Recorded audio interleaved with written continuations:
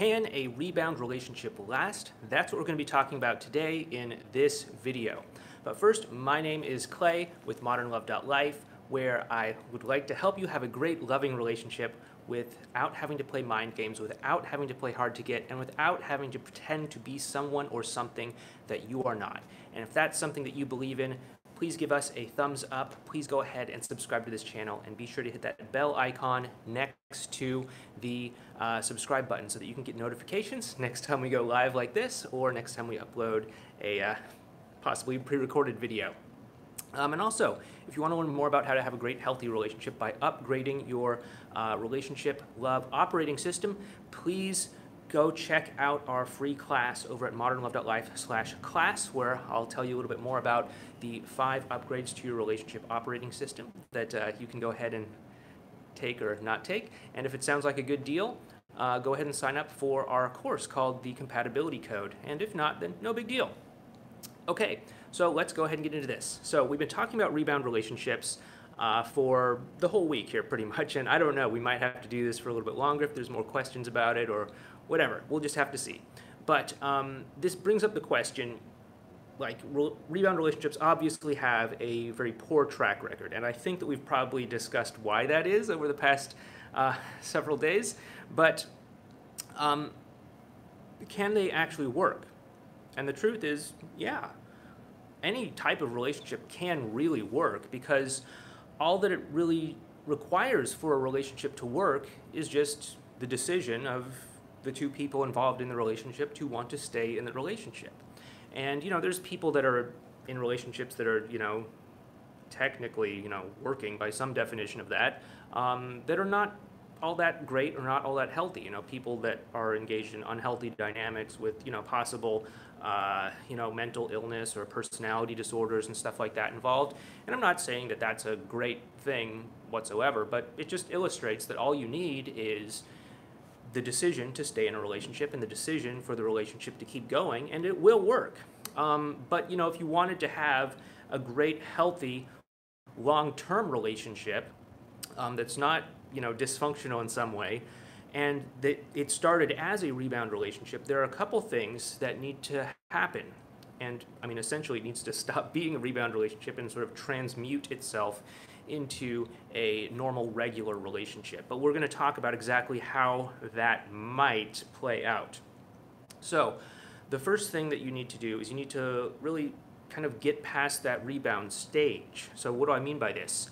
There's a couple of things that are characteristic of rebound relationships, such as getting caught up in using the relationship or using the other person as a way to work through your issues with the previous relationship, the previous partner, or just the breakup in general, right? So, like we talked about in one of our previous videos, many times people will use a rebound relationship to, you know, sometimes date somebody similar, sometimes enter into a relationship that's very similar to the previous relationship.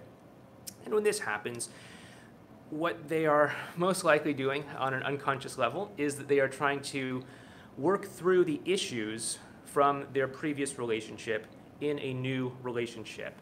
So, you know, for example, if they were in a previous relationship with an emotionally unavailable man and they end up in another relationship with an emotionally unavailable man, they might be trying to prove to themselves that, you know, the power of their love can unlock his icy heart, or that you know, that they're worthy of love, or that the problem was all in the ex, and that there's nothing that they need to worry about themselves or their worthiness or something like that.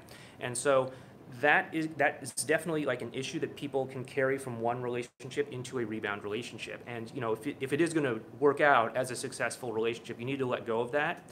You need to let go of trying to, like, be vindicated in some way from the past, or trying to, I guess, psychologically earn your ex's or a previous lover's validation through the rebound relationship or the rebound person.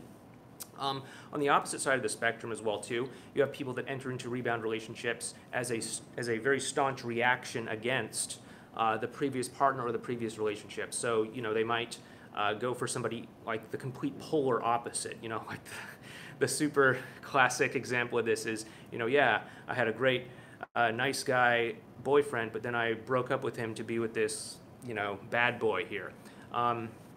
Super common example, super cliche example, but it just shows that sometimes rebound relationships are a staunch reaction against something in the past.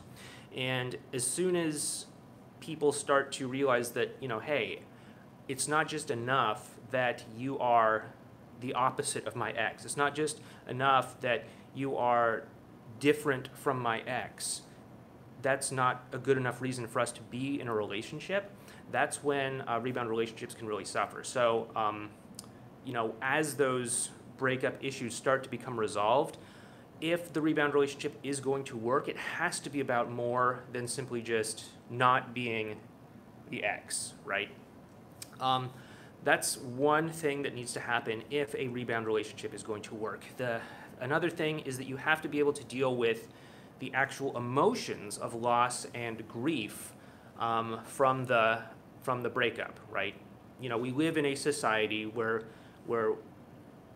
we like to pretend that we are like bulletproof and unbreakable, and that if we can just put up this front that we're so unimpacted and so indifferent to our ex, that it just shows how like awesome and badass we are, something like that. But the truth is, if you had any sort of meaningful or significant relationship with your ex, then yeah, the breakup is going to impact you on an emotional level. It's going to probably hurt you in some way. It's probably going to leave you with some stuff to deal with.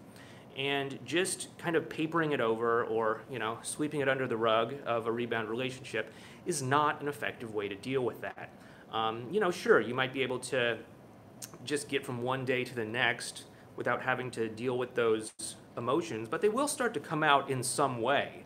And as they start to come out, your rebound partner may not really enjoy hearing you talk about your ex, talk about the breakup, talk about complaining about your ex, how much you miss your ex, and all that stuff. And that can put a lot of stress on the rebound relationship. And, that is one of the reasons why rebound relationships have a pretty poor track record, is because, just put yourself in the other person's position. If you start dating somebody else and they just were talking on and on and on about their ex, then that's probably not something that you'd be super excited about, and it'd probably be something that you'd be a little bit annoyed with, or possibly worse. And it could potentially lead to you saying, okay, you know what, you clearly have some issues with your ex. I am not here to help you with that. I just want to be in a relationship with you. So let's take a break and you deal with your ex, and maybe sometime in the future we can talk. And that is how many rebound relationships actually end. So you have to actually confront those issues from the breakup and deal with them in a healthy way, without just kind of like dumping them on your rebound partner. So you have to really be able to work through those. You have to really be able to feel and process that period of grief in order to move past it, so that you can actually start to open up the doors to a more healthy, more normal, more natural relationship dynamic. The third thing that you want to do if you want to make a rebound relationship work, or if if a rebound relationship was to work, is that you need to make sure that you're clear from the validation trap. So we have talked about the validation trap before. I'll go ahead and link to that up there in a video card. But the validation trap is a state of mind that people can take after a breakup. But it's also something that people can just sort of be locked into their whole life. There's like countless people out there who are stuck in this validation trap. They are just kind of like stuck in it for years, decades even, looking to men for validation, looking to women for validation, looking to their parents for validation, looking to social media for validation, looking to their friends or family for validation, looking to society's expectations about what a man of your age or a woman of your age or whatever might be like, or should be like, or should look like, or should live like, for validation.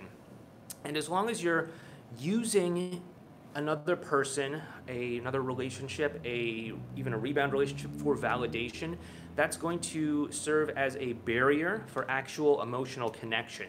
And when there's that barrier for emotional connection, that is really going to inhibit a great, loving, healthy relationship from actually developing. Now, again, don't get me wrong, if you are stuck in the validation trap and there's two people seeking validation from one another, yeah, that relationship can work, so to speak. But again, in order for a relationship to work, it just takes two people to agree to not break up with one another. Doesn't mean it's going to be a great relationship. It doesn't mean it's going to be a healthy relationship. It doesn't mean it's going to be a wonderful relationship. It doesn't mean it's going to be a relationship worth having. But if they just simply agree to be with one another, then yeah, the relationship can continue on. But again, what we're talking about is a strong relationship, a healthy relationship, one that's actually rewarding and fulfilling to be in, not where you're both just sort of like enabling each other's addiction to validation or something like that. So that's something that you got to get past. Also, you want to be able to set all of these emotions aside, all the previous three things that we talked about aside, so that you can actually be present with the other person without making it be about, oh, hey, look, this person is more attractive than my ex, or without it being about, hey, I love this person because without them I would be totally alone and crushed because of what happened between me and my ex, or without it being about, any of these other things. But instead you can just make the interaction about you and them and the connection that you have and being in the present moment and actually creating something intentionally together, not about avoiding reality, not about avoiding your own emotional pain and hurt, not about, like trying to get revenge on your ex or trying to prove your ex wrong or trying to get validation from your parents who are eagerly wanting you to be in a relationship so that you can get married, so that you can have kids and all that stuff, or anything like that. But if you can just simply let everyone else go and simply just be with the other person, that is the perfect optimal setup for a great lasting long-term relationship. And so if a rebound relationship is to become a great long-term relationship that's worth having, then that is kind of the progression that I would need to see happen before I would say, okay, yeah, that has stopped being a rebound relationship and it has become a, for lack of a better word, a non-rebound relationship.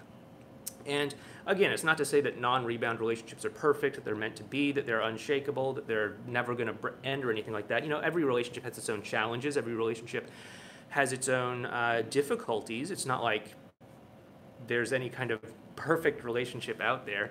But, obviously rebound relationships do have their problems. They do have a very poor track record. And, I think in this video and also in the other videos that I've done in this series, we've really talked about that and explained why that is. So, yeah, once again, if you like what we're doing here, give me that thumbs up, subscribe to the channel, and be sure to hit that bell icon. And if you want to learn how to do more of this emotional stuff that we've been talking about, going beneath the surface, resolving these emotions, letting go of the past and all that stuff, you'd probably really like our free class over at modernlove.life/class. You can go ahead and check that out. Might give you something to do this weekend. And once again, yesterday I was downtown running some errands, so I didn't do a live stream, but I did upload an interview that I did with Coach Natalie from Love Advice TV. I asked her some questions, a little bit more about her as a person as opposed to the relationship and dating advice stuff, but also some, relationship and breakup questions as well too. I'll go ahead and put a link to that up in a video card here in the corner as well, so feel free to check that out as well. So with that being said, let's see what folks are talking about today.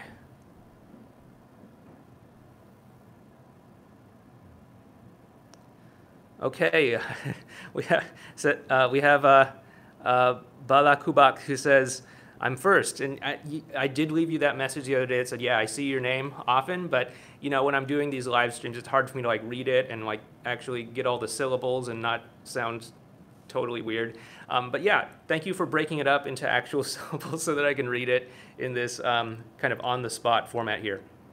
Lance says, Clay, my ex displaced in her rebound relationship. I think that she might get married. I don't want it to end badly for her, but at the same time, I don't want them to work out. She says that she still has feelings for me. Yeah, I mean, ultimately, I know that it's really tough when you are still emotionally connected to somebody who was your ex. I know it's really tough to still have compassion for them, to still want good things for them, to still want to see them happy in life, and to see them doing things that you can see are not the most resourceful thing in the world, such as engaging in a rebound relationship, such as, getting married in some like crazy short time span or something like that. It can be really tough. And, sure, it might make sense to actually voice your concerns to her in some way, but you also have to realize that this is her life. And if she wants to do things that way, then, she obviously can do them that way. One of my life mottos is that, hey, you can do whatever you want to do as long as you're okay with the consequences of taking that action. So if you want to be in a rebound relationship, that's fine. But you have to educate yourself about what the consequences are, and you have to be okay with the, likely consequences that are going to happen. If you want to be in a long distance relationship, that's okay, but you have to be okay with the consequences that come along with that. If you want to date somebody at work, that's okay, but you have to be okay emotionally with the risks and consequences that may come along with that, such as like what happens if you break up? Is there going to be a really awkward situation? Are you going to get fired for sexual harassment or whatever? Like, you have to look at what the likely consequences of something are, and if it's okay with you, the consequences, the risks involved and all that, then sure, go ahead. There's no like right or wrong way. There's no you can do this, you can't do that. But you can do whatever you want so long as you're okay with the consequences. But you're just going to create more suffering if you want something and you hope to do it without the consequences, right?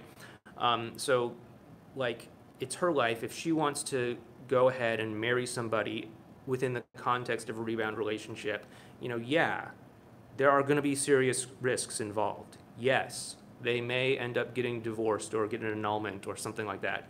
Yes, she may have serious regrets about this later on once all of her emotions are processed.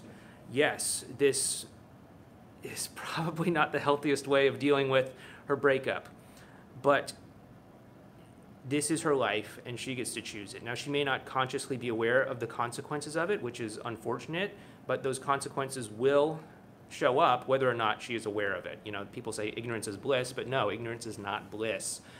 It is bliss until the consequences of your actions, ignorant or informed, start to show up. So yeah, that's unfortunate, that you feel compassion for her and all that, and she's kind of setting herself up in a way that may very well get her into a lot of pain in the future. But again, you can voice your opinion, but this, at the end of the day, is her choice to make. Okay, what if the person you had a rebound relationship with has the values and is the type of person that you always wanted, but you both moved too fast because of displacement? Is there a chance to work things out? Yeah, but what needs to happen is that you both have to be able to go through those emotions from your past and be able to come together as people right now, okay? If you meet the right person, but it's the wrong time, they're still the wrong person, right? Like, even if you meet the right person, but they just happen to be in your town on a business trip and really they live on the other side of the world, and you don't want to be in a long distance relationship, then they're still the wrong person, even though they have all the right values, even though they want the same things in life and all that. If you don't want like a long distance relationship in that example, then they're still the wrong person, unless you're willing to open up and say, okay, maybe I am open to a long distance relationship. But yeah, if you did want to work things out with them and it was a rebound relationship, then you got to go through those 4 things that we talked about. Get over the issues from the breakup, let go of the emotions of loss and grief and work through those, get out of the validation trap, and also actually be able to form a great high quality connection with them in the present moment that's about what the two of you are, not about everything else in the world, not about validation, not about not being the ex, not about hiding from your emotions or anything like that. You have to be able to create something real, substantial, and an actual connection and bond that is about what the two of you actually share, not about, all the other potential things that it could be about. Okay, where did we leave off?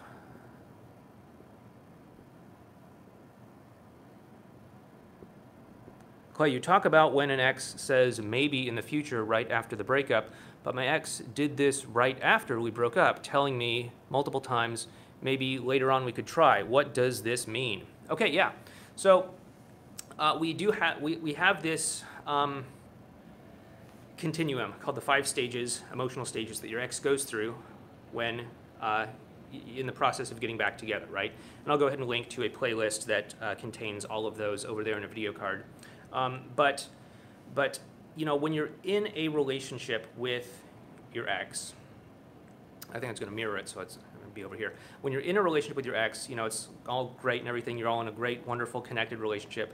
It's all going to be great. And then when you go through a breakup, you're going to be pushed down to somewhere around here, right? Maybe you get pushed down to the 4th stage, or the 3rd stage, or the 2nd stage, or the 1st stage. It's not always going to be all the way to the end, and then you have to work up. Sometimes it's just right down to the middle, riding the dragon, which is the middle stage, and then you have to work up from there. Or if you make a lot of mistakes, you do further damage and you move further back.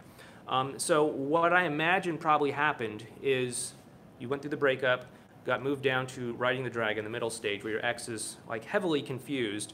They obviously don't want to be in a relationship with you for whatever reason, but they also still like you and still have a lot of compassion and love for you for other reasons, right? And so their emotions are being pulled back and forth in both ways. And this is causing a lot of confusion for them. And so they're not saying maybe in the future in order to string you along, unless they're some sort of evil sociopath or something. They're most likely just saying that because they are genuinely confused themselves and they don't know what they want, okay? That's what is typically happening when that sort of thing is happening, okay? And so what this means is you have to either nurture more of the positive connection to get them out of that middle stage over towards, having a stronger connection, towards getting back together, or if you continue to panic, if you continue to do things that feel bad on an emotional level, you'll move them out of that middle stage further away from you emotionally to the point where they want to disengage with you more, talk to you more, possibly block you online, possibly stop talking to you altogether, or whatever it might be, right? So again, you'll want to check out that video card about the 5 stages if you want to learn more about the psychology of all of that. Where did we leave off?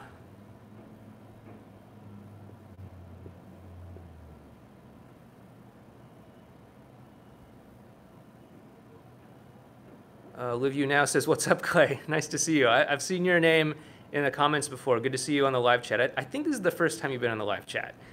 You say you think your ex still loves you a lot, that you love her. Oh, cool.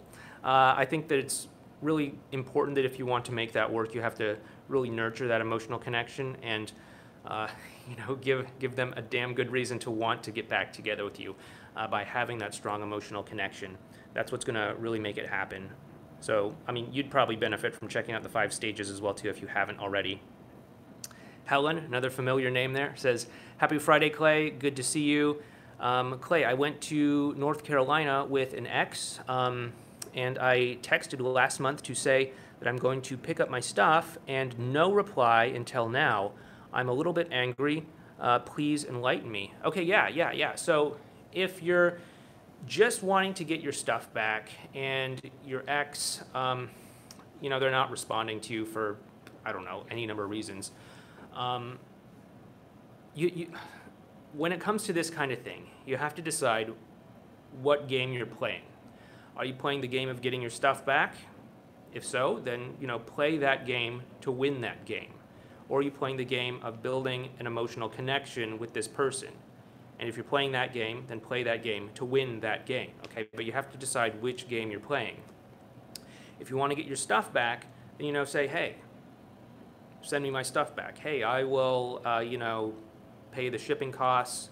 I will, it sounds like this is kind of a distance thing, so it probably doesn't make much sense for you to, go visit them and pick it up. I don't know. You'll pay for the shipping costs. Maybe you need to get law enforcement involved or something like that because it's your property, right? But you have to decide, is this the game I'm willing to play, or am I playing the game building an emotional connection? In which case, then you have to start thinking about, well, obviously if I get law enforcement involved, that's not going to feel good on an emotional level. That might hurt the emotional connection.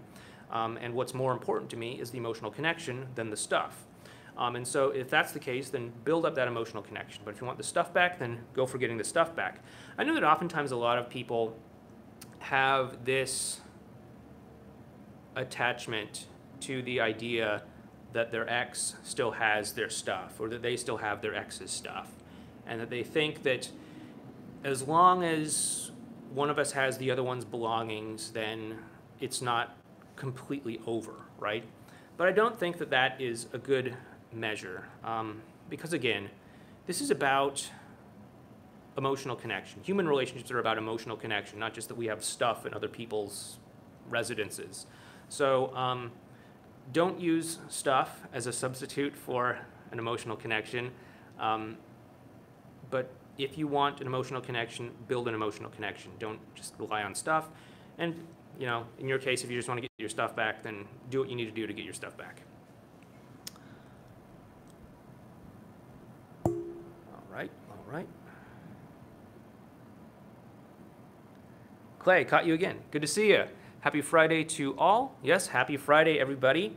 Hope you all have a great weekend. Happy Friday from England. Oh, cool. Yeah, it's always fun to see people tune in from, you know, other countries, exotic countries. I don't know if I'd call England exotic, but it's definitely interesting for somebody here who didn't do a whole lot of traveling until a couple years ago. My ex wanted to meet up today, but we couldn't.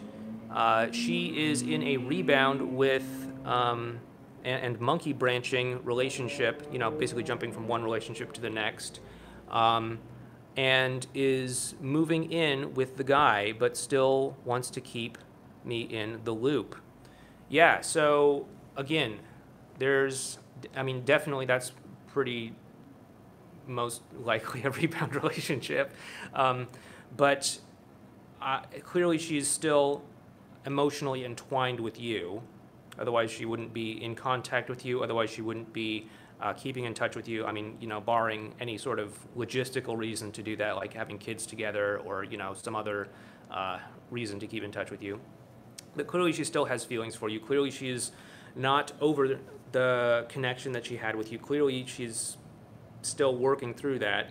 And because of that, this new relationship is a rebound relationship. I mean, obviously, the monkey branching is a, like, perfect setup for a rebound relationship, because, you know, there's like zero time to process the breakup. There's zero time to actually deal with the emotions and all of that. So she's probably walking into a rebound relationship and thus having all of the problems that we've talked about, you know, displacement, trying to resolve, you know, depending on if this rebound partner is very similar to or the opposite of you, trying to either resolve issues from your relationship through this other person as a vehicle to do that, or, you know, reacting against the relationship that she had with you by dating somebody who's like the complete polar opposite, probably hiding from the emotions of the breakup, trying to sweep those under the rug. That will not work. That will come back to have its day of reckoning sooner or later. Potentially even the validation trap as well too. So there's definitely a lot of stuff going on for her, and my guess is that she's probably going to have a rough ride in the not so distant future.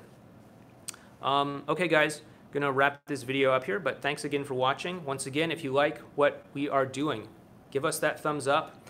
Go ahead and subscribe to the channel if you are not already, and if you want to learn more about how to upgrade your love operating system, please check out our free class over at modernlove.life/class. Have a great weekend, and I'll talk to you guys